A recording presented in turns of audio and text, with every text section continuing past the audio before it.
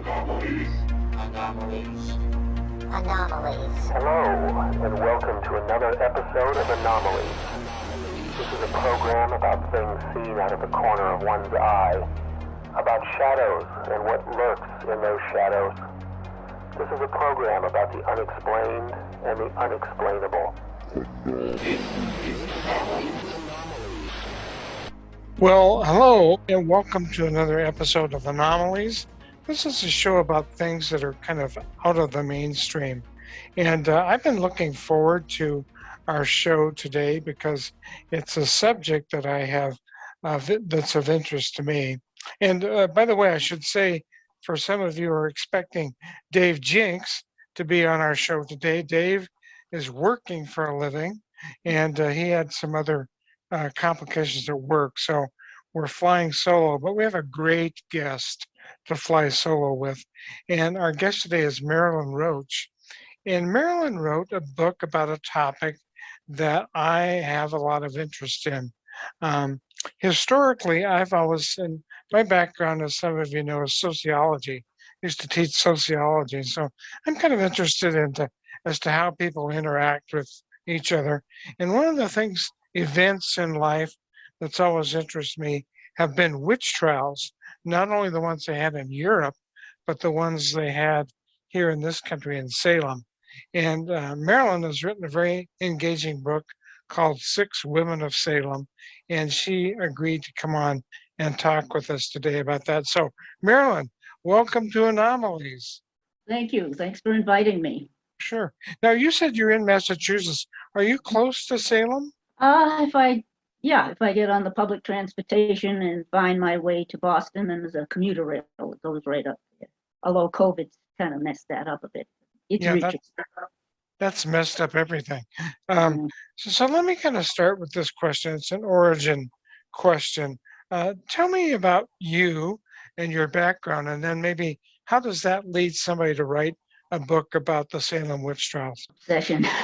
Yeah, I've always liked history and stories, which is what history is, although I tried to get it accurate. I went to art school. I was already addicted to books, a childhood at the public library, and I went up to Salem on the commuter rail during the bicentennial, because the Chamber of Commerce, I believe, or the bicentennial committee had put out a guidebook to Salem, which I had a copy of, and there were certain things I wanted to see because the witch trials were a reoccurring topic of interest, as it is for a lot of us. So I went up there, and it was just a perfect spring day. I went to these sites. This is before tourism really hit the place, and it was just so nice that it was pulling me in. Although not everything was as researched as it has become since then, and there were things that I'd read recently that back then that didn't agree with what some of the guides had said at the different places, and I thought this is worth looking into. I'd already written and illustrated some children's books by then, and I thought there's a topic here.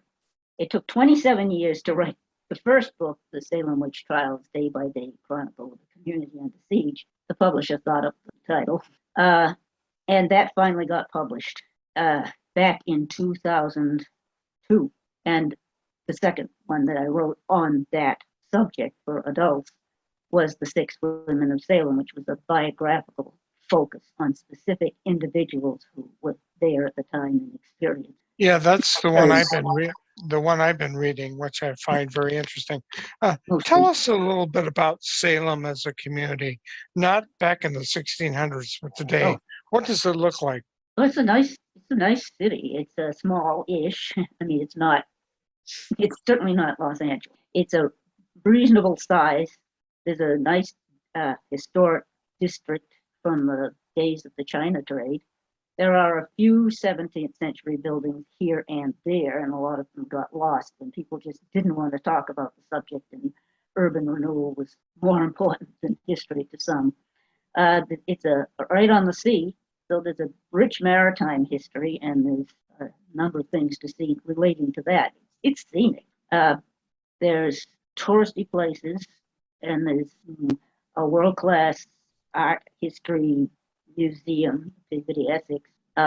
Unfortunately, they moved their library to a location that you have to drive to get to, which I don't do, but someday I'm getting there again. When they were in the middle of town, I would go in every time I was up there and take some more notes. It's certainly, they're not dealing with the China trade anymore. Well, You now know, talk a little bit about. I've got some feedback here going on. Talk a little bit about the China trade now, because that's a little bit different topic than the witch trials. Yeah, their glory days of economy was the late 18th, in the early 19th century, when the ships were able to go around the globe and trade with China and the Southeast Asia and bring back quite valuable cargoes, and that made a lot of fortunes at the time. Some people had already made their money by being privateers during the American Revolution, and that helped finance things. But the War of 1812 and various embargoes didn't help that, plus larger ships that needed deeper harbors. So after that period, there were factories, and a lot of them had closed down, and the tourist trade picked up because there was a call for it from people who would show up and wanted to know about, as they would say to the cab drivers, horse cabs, they wanted to see where the witches were buried or hanged, and where Nathaniel Hawthorne, the author, was born. So they'd drive them around to those places. They generally got the wrong place for where the witches were hanged. And they weren't really witches either, but the tourists were there. So after the factories, leather factories, for the most part, well, much of them, closed in the 20th century, tourism took its place in many ways. And that's not a criticism. Excuse me. I'm glad this could be edited. Tourism boomed in the 20th. Excuse me. Tourism became quite an economic importance, but I believe the tourists were there first and people responded. So some of the businesses that are oriented toward that are more historically accurate than others, and others are, well, quite creative in what they tell. It's a variety. So there's history, folklore, urban legend, and other things all together, and you have to know what people are talking about when they say witch, because it can mean different things. Yes, I've discovered that. I'm not sure why I'm getting this feedback here. That's a little irritating. I'm reminded as you're talking of Roswell, New Mexico, because which I've been there, and that's a community that took an event, and they have just capitalized the hell out of that. Everything is UFOs, everything is flying saucers. So it sounds like maybe there's some similarities between Roswell and Salem in terms of making money off of things that have happened. Well, there's apparently an interest from the public in that, and find a need and fill it, or desire anyway. But, so would you not to criticize them, but no. But you have to know what they mean when they ask questions about witches and witchcraft. So you would say that the people of Salem have embraced the history? Some have and some haven't. There's a lot of people complaining about parking in October because it's Mardi Gras, really. And the non-COVID, even during COVID, a lot of people showed up. If you like crowds, fine, but and not everybody is pleased with the emphasis on the fun and games part, because what happened in 1692 was deadly serious. Tragedy. Yeah. Deadly serious. Talk a little bit about your book, particularly the one I'm reading, The Six Women of Salem, and why you chose who you chose, because there are probably other characters you could have written about, but let's go with the six women. Just give us maybe a thumbnail sketch of each of those characters. Sure. Well, the six were people that there was some information about, because a lot of people that far back, you're lucky if you know that they even existed. So, let's see, in order of descending age, Rebecca Nurse, who's the oldest of the six. She was a farmer's wife. She had a large family that was intact. I mean, most of her children lived. They were adult and they were married. They had children. So she's got a supportive family around her. She's a full member of the church. She's spoken of as a good woman. And for some reason, some people just didn't like her. And she was suspected when things started to get out of hand. So she's arrested.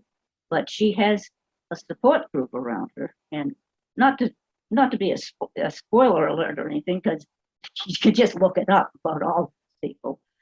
She does die. She's hanged. And even though people spoke up for her, signed petitions for her, and her family went to a great deal of trouble to get people to speak on her behalf, and people did. They weren't all silent. But so she died. The next oldest one was Bridget Bishop, who had married to her third husband. She fought with her second husband, who hit her on occasion, and she hit him back. She was known to be quarrelsome and feisty. So he died of natural causes. So she's married to her third husband, who doesn't seem to have been any help at all once she's accused. And she's at the opposite end of the suspect list than Rebecca Nurse, because a lot of people thought she might be, but she'd actually been accused before, gone through some legal problems with that, but she survived. So obviously she was either found not guilty or her case was dismissed. There's a lot of court records that exist still, but not everything has survived. Now, the next one is Mary English, who was married to the richest man in Salem. She's wealthy in her own right, too. So, they're high status. She's a full member of the Salem Church. He's from the Isle of Jersey and speaks French as his first language. So that kind of makes him suspect, because England and France are at war most Enemies. And he had a way of suing people a lot. So there's a lot of people who don't like him because of that. But they're both accused, as a matter of fact. They survived. Let's see. Then there was Ann Putnam Sr. She's married to Thomas Putnam. They're active in Salem Village, which is the rural part of town. They suspect everybody. Their daughter, Ann Jr., is one of the more vocal accusers in court, one of the afflicted girls. And I think she was convinced that she was bewitched, but she really didn't like Rebecca Nurse for some reason that I can't pinpoint it, but she really didn't like Rebecca Nurse. Then there was Tituba, who was owned by Reverend Paris. She's always spoken of as an Indian woman, but she's enslaved. She's at the lowest end of the social scale and has only her wits to help her when she's accused. But the only magic that she can definitely be associated with is an English folk charm that a neighbor told her about that was supposed to counteract whatever witchcraft was supposedly hurting the two girls in the family. And Tituba was, gosh, I'm wondering why I'm getting all this feedback here. Tituba is not, when you say Indian, she's not a Native American. She's an East Indian, correct? Awesome. Well, presumably from the Caribbean. Okay. Because she's not, she says something about her mistress in her own country before she was bought by the Paris. West Indies. It would be West Indies. Yeah, West Indies. Yeah. But there are theories as to where she may have come from, but she's an outsider, so she's in a tough place when she's suspected. And she confesses when she's first in court for a hearing. She says she's innocent, first off, and then says the witch spirits were after her too, as well as the girls who were acting the witch. And she's a victim of these spectral witches. But the questions keep going on, and whatever she says is taken as a confession. And finally, she just has described a conspiracy of witches. She says there's other spectral witches, but she didn't know who they were. And now, besides the other two who were arrested the same day as herself, people are wondering who these other witches are who are out there and could get them. So they start thinking of all the old grudges and who might be guilty. And that's when it gets out of hand. But she's under arrest the first day. And the last one I wrote about was Mary Warren, who's the hired girl for John and Elizabeth Proctor, the couple in the Crucible. And she thinks she's bewitched. I assume she believes. She thinks she's bewitched at first. And then after John Proctor whips her, she sort of comes to her senses and says that she was mistaken as to what she thought she saw. She was distracted or dissembled, and that the people who are acting bewitched are dissembled, which could mean lying or could mean really self-deceit. At which point she's accused of selling out to the witches because when they're being assaulted by these invisible spirits of the neighbors, they suspect. A specter being like a ghost, only the person is still alive.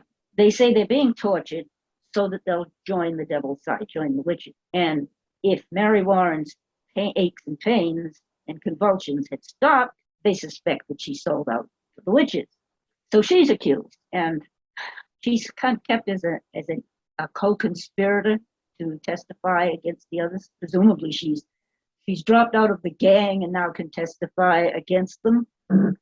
So she does a lot of that summer, and she's in a big mess. So she's the youngest of them. Where did you get information? How did you come across your information to write this? Well, when I was starting out, I was using the 3-volume set of the court papers that came out during the Bicentennial Act.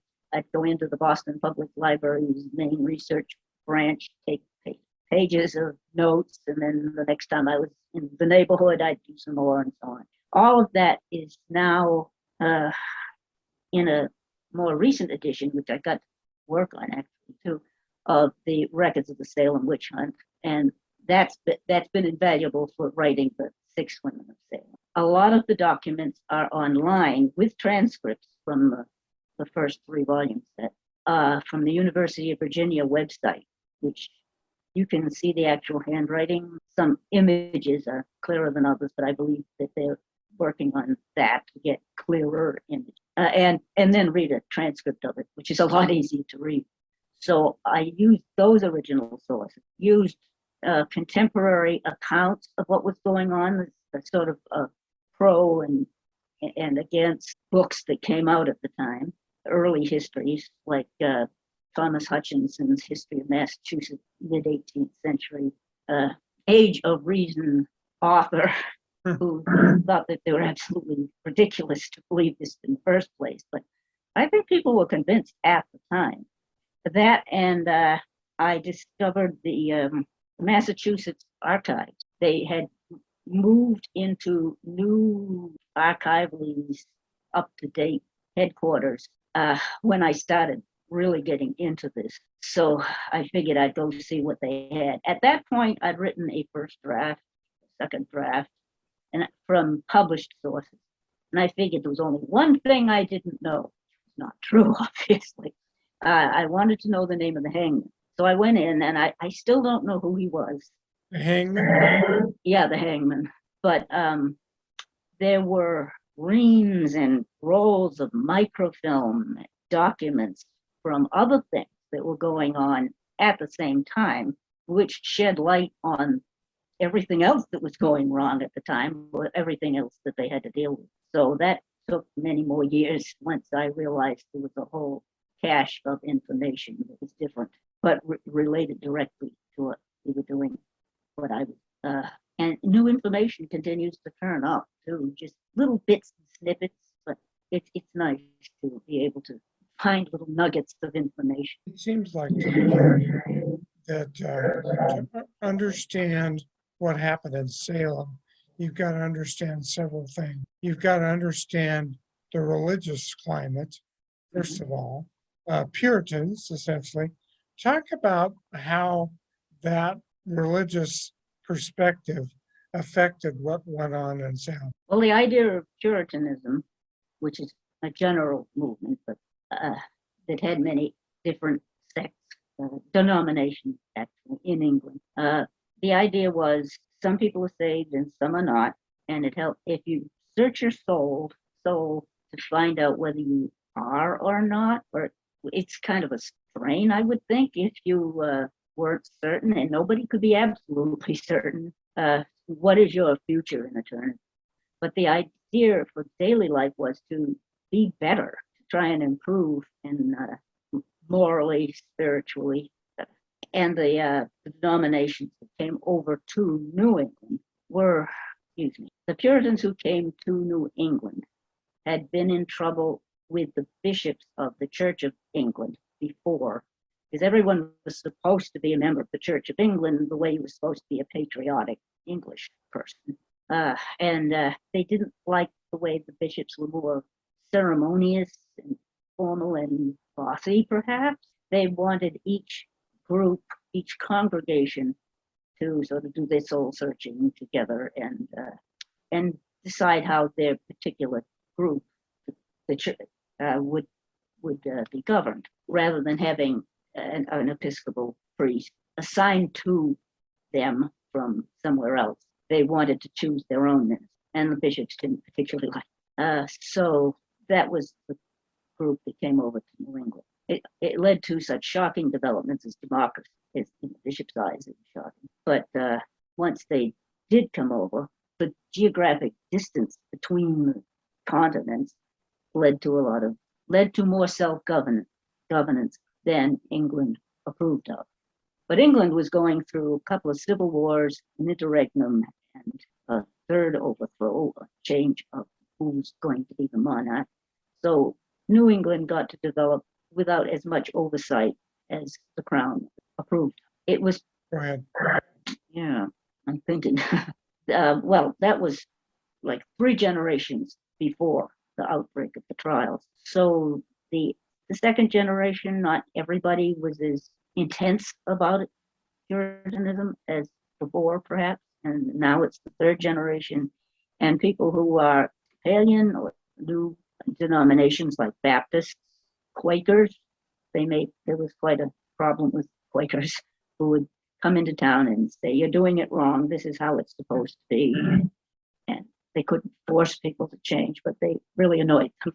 So there was unfortunately persecution of the Quakers, mainly as was on the grounds of slander and public nuisance. But some of them were hanged, and that really got England's attention. So that was a black mark against goods, but that had ended a generation before, but not forgotten at all.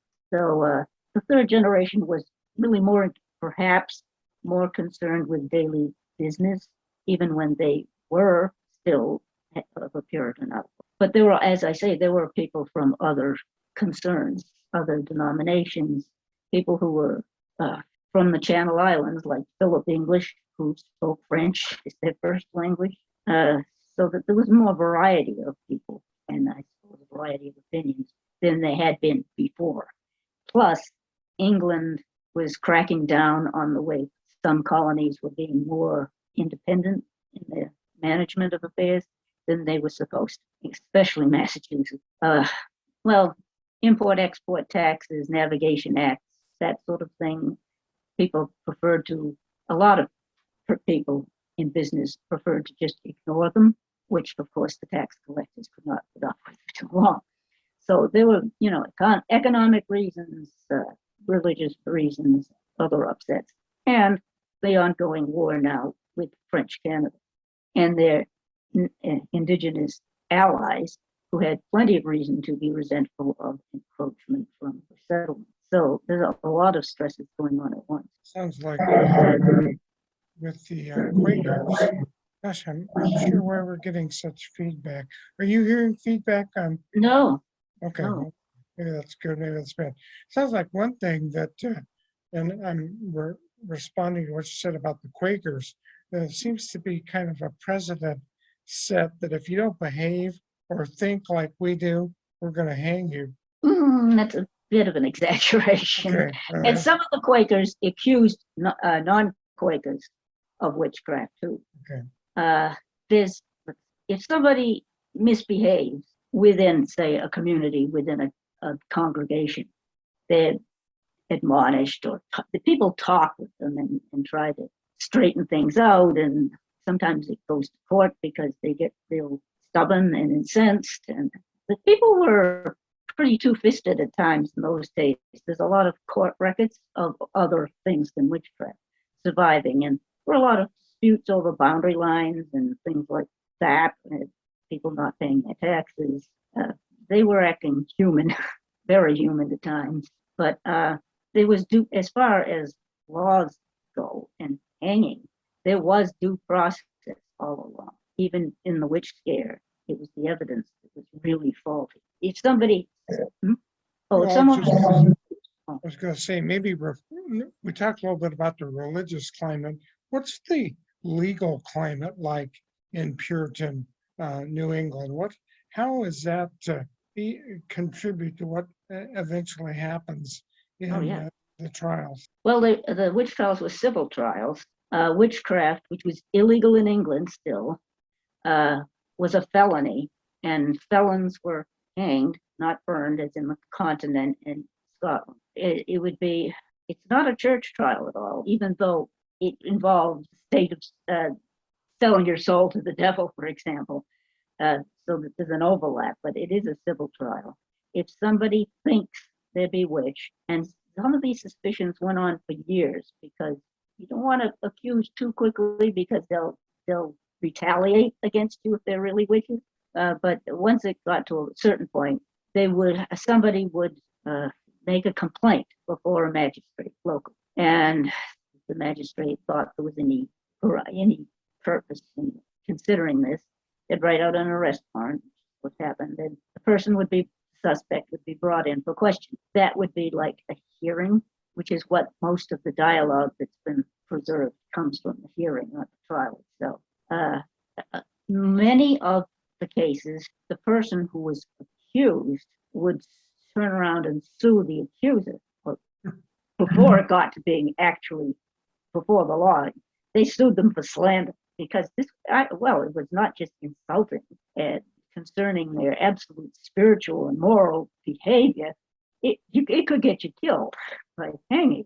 So most of those suits, and I think most of the witch-related trials before Salem were slander suits. 40% of them, I heard, were slander suits, and the person who had been accused usually won. So that helps. But if the magistrate didn't dismiss it during the questioning, the person who suspected would be held for trial. Ordinarily, capital cases like witchcraft would be heard before the upper court of Massachusetts, which at that time was the upper house of the legislature in their role as judge. So no difference between the legislative branch and the judicial branch? Yeah, you're right. It was the same at that point. But there'd be a grand jury of citizens, and they might dismiss the case as not having enough evidence. But if it goes before a trial jury and a panel of judges, then the trial jury of citizens would find them guilty or not guilty. Let's see, I have some stats here. Before 92, there were, as far as we know, because not all early records survived, there were about 121 witch-related trials in New England that ended in, from as far as we know, 11 to 17 executions, which is pretty good odds. Most of them were women, but there were a number of men, maybe a third of them or a quarter of them were men, and that includes the slander trials. So if they're found guilty, the penalty would be death by hanging. It seems like to me that some of the problems in Salem start out with a dispute over who the pastor of the church is. And then there's some behavior of young girls that is deemed kind of inappropriate, and it may not have anything to do with witchcraft, may have to do with being an adolescent kid. So address those concepts. Yeah, one of the stresses of the time, and in addition to the economy and the war and everything else, Salem Village, which is the rural part of Salem as a whole, had its own parish. It was the church down by the harbor, and then out in the rural part of town, they had their own congregation. And they had hired three ministers before this, and it would seem okay for several years, perhaps, with Reverend Bailey, Reverend Burroughs, and Reverend Lawson. One after another, once a faction would decide, let's make him a permanent minister, because ideally it's supposed to be a lifelong association, spiritual association between the community and the pastor. So once any one of the ministers was suggested as the permanent minister, there'd be opposition and things would get real quarrelsome. They'd stop paying him, perhaps. That was a favorite technique. And he'd leave for some place that was a lot more calm. They'd had three different ministers, and now the fourth candidate was Samuel Parris, who had earlier in his life been a merchant in Barbados, but I assume he would aspire to be a minister. He's not criticized for his scholarship, his knowledge. So he had attended Harvard for a time before he had to leave, take over his father's business in Barbados. But he leaves that life, comes back to Boston as a merchant, but is working part-time as a fill-in minister for a couple of different towns that were between them.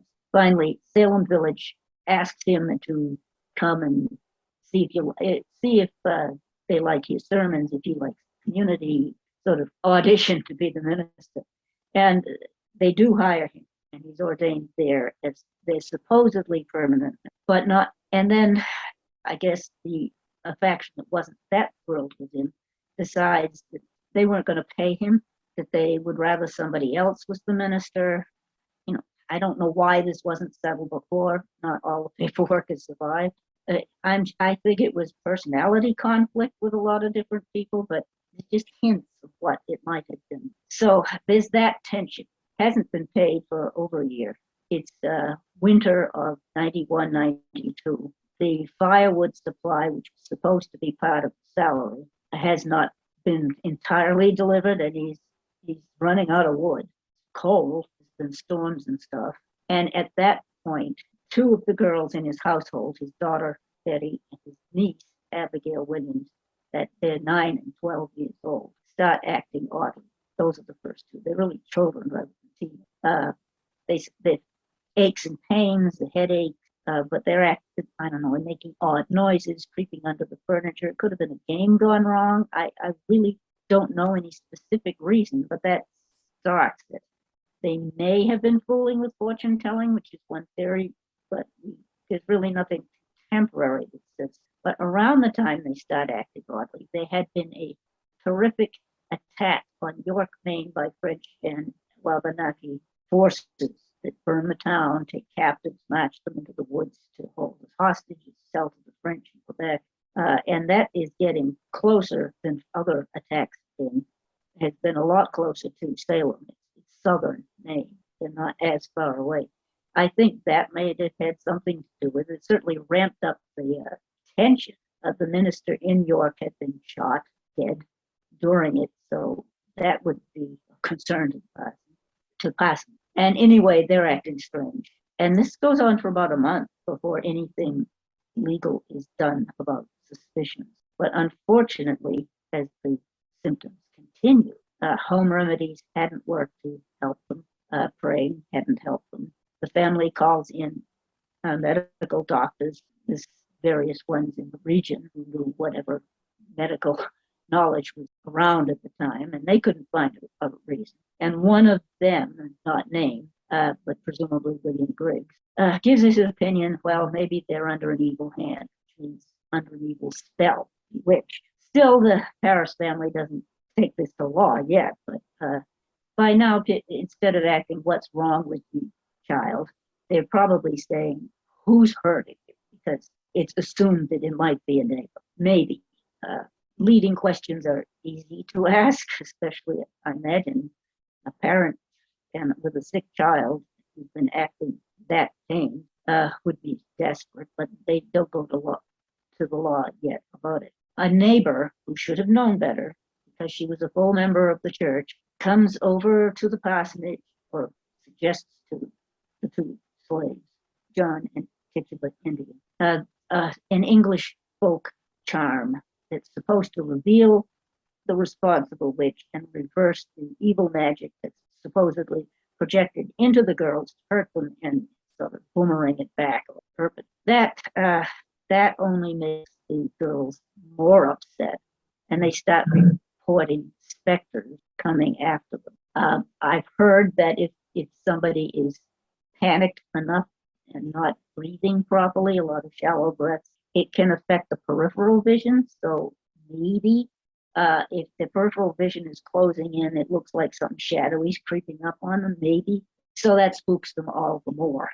And I imagine the adults are if not suggesting directly, is it so-and-so bothering you, that they have heard adult conversations saying, well, I wouldn't trust what's her name, so the girls over here, maybe. But they do give the names of 3 people they say the specters are hurting them. With one is Tituba, and then Sarah Good, a local woman who's begging in order to help her children, and a sickly woman, Sarah Osborne, who's a neighbor of somebody. And those are the first to be arrested. Marilynne, let me jump in here for a second. So what I'm hearing is that naturally occurring events are being projected in such a way so that they're being attributed to witchcraft and the devil. I think so, yes. Would that be fair And to of say? course, Would that yeah, be fair to say? yes, I'd say so. And the devil was a real entity to them. Right. And maybe talk a little bit about the relationship back then between the devil and witches, because today the Wiccans, I know, they want nothing to do with the devil, and they don't even, that's a Christian concept that they don't even believe in. So I'm thinking things were different in 1690. Absolutely. Legally, it was assumed that what they called witches were mortal humans, usually women, but men too, who had deliberately joined the devil's side to work evil in the world and put the devil in charge and just get rid of everything that the Christians considered good. The idea of an actual pact with the devil, which does turn up in some of the charges against the Jews, that apparently didn't start in Europe until the Renaissance. That ancient times, that was not what witches were supposedly doing. People were suspected of being able to work evil magic, I guess, like evil science. You have the power to do good, but then you reverse it, you could do evil instead. But some of the indictments back against specific people in 1692 did say that they'd sold their soul to the devil. But they'd said something to that effect when they confessed under duress and confusion. But Yeah, and sometimes it seems like my reading about that, and maybe this is more relevant to the witch trials in Europe than it was in Salem, but there were some rather odd tests that could be employed to determine whether somebody was a witch. So like you could submerge them in water, and if they escaped from being submerged in water, that was prima facie evidence that they were a witch and used supernatural powers to get out of that predicament. And if they drowned, they were innocent, which sounds don't totally float. idiotic. Well, actually, that was illegal over here, and some of the ministers, like Priest Mather, argued that that is not scientifically or religiously correct. It was tried in Connecticut. In fact, one of the suspects down in Connecticut that year, that summer, there were a few cases in Connecticut too, asked to be swum because she knew she was innocent, darned if she didn't float. Her petticoats filled up with water. But the upper house or the vice lieutenant governor down there wouldn't allow her to be condemned on that. Yeah, it was actually illegal. There was a lot of questioning. I think the questioning was the worst thing that they did. They just keep at it with the preconceived notion that these people are guilty. Why don't you admit it? And as some of the confessors, quite a few of those, said afterwards, they just started to agree with whatever was said to them, and then some of them didn't even know what they had said. and they were horrified afterwards that they had not only condemned themselves, but belied their own souls and lied you aren't supposed to do, which God doesn't want you to do. So they had endangered themselves by agreeing, except they didn't really know what they had said, and they denied it after. The questioning. There was some actual torture used on a couple of the young men, tying them neck and heels, which I've also read was a military punishment in the British Army at the time. It's painful, but some of them confessed after a little while just to make it stop. But mostly, I think it was a relentless question. I'm reminded of some of the allegations that were made during the War on Terror in contemporary time, that you start torturing somebody, whether that be psychological or physical, and somebody admits to something just to stop the torturing, and then that's used as some kind of evidence that they're guilty. So it sounds like there were some corollaries there. Yes, unfortunately. I've heard a contemporary general being interviewed said that there was no point in torture because people will confess just to make the pain stop. Yeah, just to stop it. Yeah. So we've learned a lot since 1690. Or maybe not. Yeah, well, that was sarcasm. Yeah, I thought I was going to say sarcasm. So once again, how many people were actually hung after being tried? 19. 90? No, 19. 19. Okay. And there were 52 trials.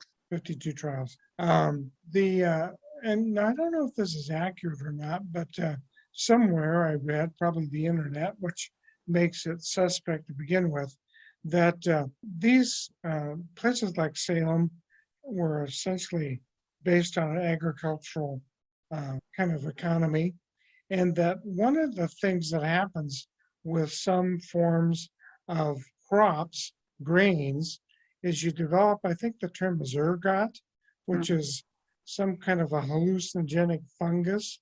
And there was an insinuation that could have accounted for some of the behavior, particularly of the young girls who were accused of being bewitched. What do you say to that? Yes, that theory cropped up in the 60s after the invention of LSD, which is a synthetic form of ergot. Yeah. It does appear now and then in especially rye, which did grow around there. Right. But it can cause convulsions, which is what they were convulsing for at home. But the convulsions happen in subjects who have a vitamin A deficiency. And it was rebutted. The theory was published, and then the next issue of, I think it's Science magazine, rebutted it because the authors said that a vitamin A deficiency, given the available diet at the time, would not, they probably were not vitamin A deficient. Also, the examples given were in several different years and places, not just one crop.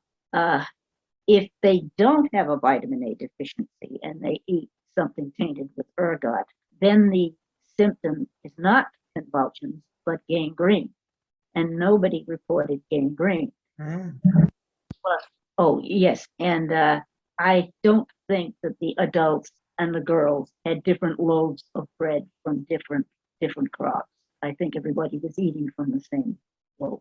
So I don't think, and I don't know any of the other people who researched this who think that it was ergot. But it's an interesting theory that will not die. And whenever any of us, I think, give a talk, somebody asks about it. So thank you for letting me talk about vitamin A.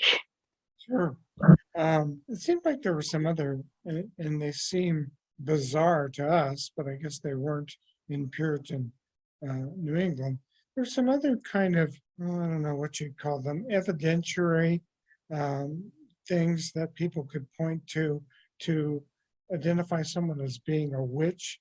And one of those that I'm thinking of that I read a little bit about is a witch cake. The witch. Yeah. So what was that, and how is that used as an evidentiary Well, it wasn't evidence in court, but that was the charm that the neighbor told the two enslaved Indians in the Paris household how to make in order to help the witch girls.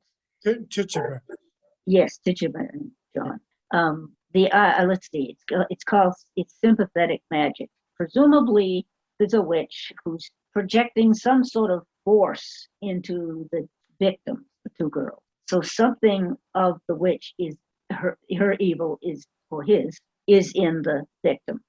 If you take a part of the victim, in this case, their urine, because it's you can extract it. If it was a bewitched farm animal, they might cut off the tip of their ear or something. But you take a part of the sufferer and you hurt it. In this case, they mixed it with rye meal, which was rye they were using because it's cheap. It's cheaper than the good wheat. They baked it in the ashes into a little cake thing, not cake, but a wad of dough. And then they fed it to the dog. Some dogs will eat anything. Yeah. But I assume that the dog chewing it, digesting it, would hurt the witch responsible because the ingredient that was in the witch cake is still attached to the perpetrator. And they'd come around and to find out what was hurting them, which doesn't seem to have happened. Nobody showed up at the wrong time, but it just having this experiment done, I think, spooked the girls worse. But that was the idea behind the witch cake. It would not be a legal evidence in court.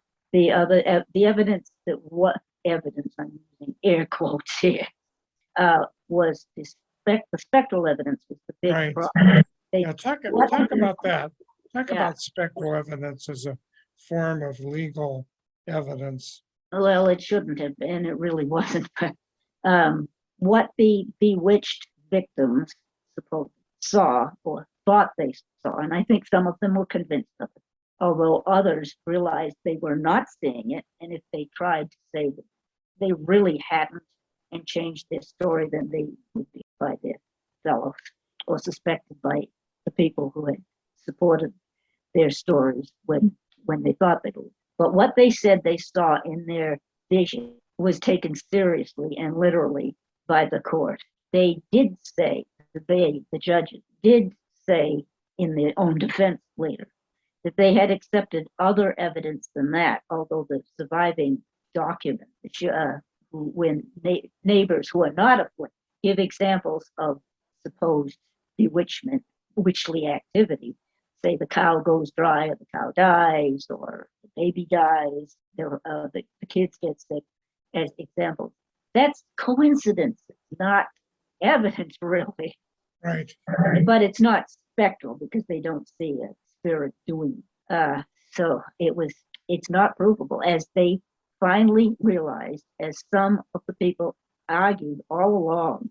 You can't trust spectral evidence because even if it's true, and they didn't doubt that it could be possible, even if it's true, you don't know its source. The devil is the prince of lies and likes to make trouble, and therefore that could be the source, or they're just the sufferer is just terribly mistaken or sick. And when enough people remembered that, then they stopped using spectral evidence. And the last trials, which took place in early 1693, when they were not supposed to use spectral evidence, then nobody then died of that. Unfortunately, it apparently seemed real at the time to a lot of the people involved. I'm remembering another incident of a kind of evidentiary way to convict somebody of witchcraft. And I think I'm probably remembering this from the movie The Crucible. Giles Corey. Oh. What happened to him? Yes, he's accused of witchcraft, as was his wife, Martha Corey. Both of them denied it. He says he's not a witch when he's questioned. But when he comes before the jury, the actual jury trial, he pleads not guilty, but then he's supposed to answer, how will you be tried? He's supposed to say a stock phrase by this court. And he refused to do that because he wasn't going to give them the time of day and the satisfaction. And by English law, I guess, you could threaten to press somebody if they didn't agree to be tried by the lawful court. And that had been threatened before in Massachusetts history. And people either gave up and said that they would be tried by this court rather than go through that, because pressing is they're placed on their back. I assume a board put over them to distribute the weight, and then heavy weights, rocks, I guess, piled on top until you agree to what they want you to say, or you die. And he died. He was stubborn and he was not going to say it. That was the one and only time that was done in Massachusetts. So was his death considered to be proof that he was guilty? No, he wasn't tried. Well, people assumed he was, or at least guilty of suicide. Yeah, okay, all right. But later he is exonerated.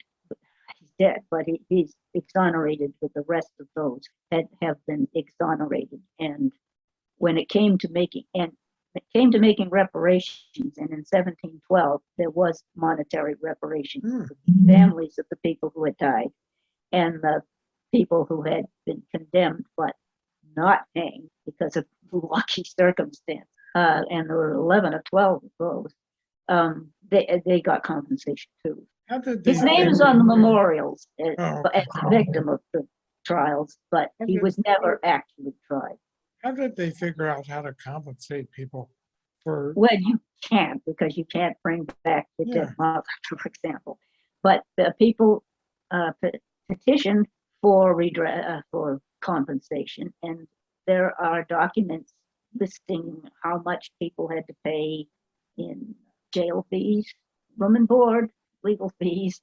Right, because I understood that when you were incarcerated, unlike today, you had to pay for your room and board. 2 shillings and 6 pence a week. Oh my gosh! Which is a lot in those. But it's not. You could, if you could afford it, you could buy a better accommodation in the jailer's house. Really? And you didn't have to share with as many rats, I suppose. But that was standard for prisons then, anyway. But what was that I was saying? I'm glad this is being edited. Oh, yes. And if anybody had property, which say personal property, confiscated to pay bill, then the family would itemize what they had lost. So you've got interesting lists of what was taken from some of the people, like 5 acres of corn they had to harvest, carpenter's tools, the wife's wedding ring. Nobody. The lists are very interesting. Awful for them, but very interesting to read now. But land was never taken. So accusing land was never taken. Really? That's right. If you accused your neighbor, that did not get you the farm. That's surprising to me. It would go to the heirs, and it was personal property for the fines and things and expenses were taken. And in fact, an earlier witch case of Ann Hibbins in Boston some decades before this, she was found guilty, but she makes out her will and wills things to her son, who's coming back from London to take care of things. Doesn't arrive in time to save mother, but he gets her property. We're kind of getting to a time where we probably kept you more on this show than you want to be kept on this show. So, well, I wish I could be more eloquent. Oh no, I think you're fine. You're fine. The only thing I'm worried about is I'm getting some feedback here, and I'm not sure where that's coming from.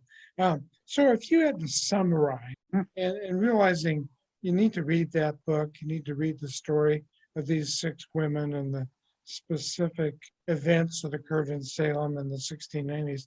If you had to summarize what the Salem Witch Trials was all about, considering all these victims and what happened to them, what would you say, Marilynne? What's the summary? Well, I think people panicked because of everything that was, all of the pressures that were coming down at once. And of course, some families thought that their children were at risk. Most of the afflicted witnesses were older girls and even a few adults briefly. But people panicked and accepted what they thought they were seeing too easily. I mean, it's a time of crisis, but they're not pausing enough to examine the evidence of what's in front of them. They don't have to change their world outlook on religion and on what's on worldview, but by their own light or their own explanation, they should have figured out that they could not trust what they thought they were seeing in front of them. If they're ascribing it to the devil, they know from their own culture that that's not a trustworthy source. So they should have paused. There were a lot of moments when they could have changed course, but didn't until, say, October. The busy month in Salem, but quiet then, as people were kind of finally reassessing matters. So don't panic and be very careful of evidence when someone's life is at stake. Is that the general lesson we should take away from? I'm trying to correlate. So what's going on in America in 2022? Are there corollaries to the witch trials? Are there Well, any groups? jumping Right. to conclusions and believing the worst of people, that's always a favorite activity of humans. I agree. And making sure of what's really going on and not just trusting one source. Right? Because something doesn't have, well, we assume that a lot of people assume that selling your soul to the devil doesn't really happen. You don't have to not believe in that in order to know that that's not what was going on. So you don't have to suppose that something you're afraid of is impossible in order to reassess. So we're in a health crisis. There's also political problems. Don't jump to conclusions. Don't panic. Easier said than done, but Right. it's human history. I think the other corollary I'm thinking of is that, and it's part of not jumping to conclusions. It's like trying to find out what's really going on, not just accepting what somebody tells you, particularly if they're an authority figure. You owe it to yourself and your neighbors who you might be accusing of nefarious deeds to look into things. Yes. Is that fair to say? Yeah. If you're not jumping to conclusions, you presumably, I hope, trying to find out more about what is actually happening. That seems harder in a time of internet information than it does back in 1690 something. Yes, but gossip traveled. And but yes, we're on the internet. We will be on the internet when this is posted. But one tries to be accurate or factual and at least see how many sources I can find when I'm researching 6 minutes. Yeah, that's important. To try and back it up. So what's next for Marilynne Roach? Are you going to continue down this rabbit hole? Yes. Well, I've been working on 6 men of Salem. So there's no guarantee about the outcome, but I have 6 men who I've been working with. I've been quarantined with them for a while too. So yeah, from all sides of the problem. Yeah, I really appreciate you coming on with us because I thought that the witch trials were really not about witches, and it was more about stigma, being different, petty differences between people, and a kind of a culture. I think that Puritan culture, kind of like you're either of God or of the devil, that kind of dichotomy made the Salem witch trials kind of ripe for what happened, So I really appreciate you sharing your knowledge about that. Is there anything else, kind of as a final comment here, is there anything else we need to know about this Salem witch trials that we haven't talked about in our whole discussion? I'll think of it. I'll think of it later, no doubt. But there's a lot of different aspects and different ways to look at it, and little nuggets of actual information keep showing up. It just keeps me on the trail. So it's endlessly fascinating. And in 1692, I would like to add there was no one description of a witch because anybody in the population could be accused. The youngest 5, and the oldest was 80 something. The richest woman and man in Salem were accused, and a beggar woman was accused. People of color were accused, not too many of them because there weren't that many in the population. They were there, and the accusers came from all walks of life. It was, I call it an anomaly, not the anomalies you do shows about, but it was not yeah, as usual. I think So- that is in a way. Yeah, I think that's an important point.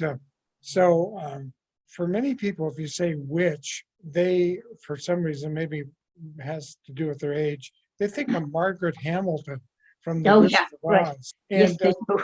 we've had Fiona Horn. I don't know if you know her. She was a potential guest for us. She's a practicing witch. She's got a band. She's a pilot. She's a very attractive woman. Nowhere, and the reason we wanted to have her on was she's the exact opposite of the stereotype of Margaret Hamilton. So I think that's important. And there's an Yes. important comment about how people look and how that's interpreted, and whether or not they're physical, how they present themselves, and what they do, how they act, is either acceptable or not acceptable. And seems to be some lessons about the Salem Witch Trials about that. Yes, there's a lot of Wiccans in Salem now. There's also the historical part, and there's also a bronze statue of Samantha Stevens from Bewitched, who is fictional. In the Really? yeah, the some television network who does reruns of classic TV shows donated it So to some controversy. it's a statue of Elizabeth Montgomery? Sitting in a crescent moon. Really? Oh yeah, Google Salem.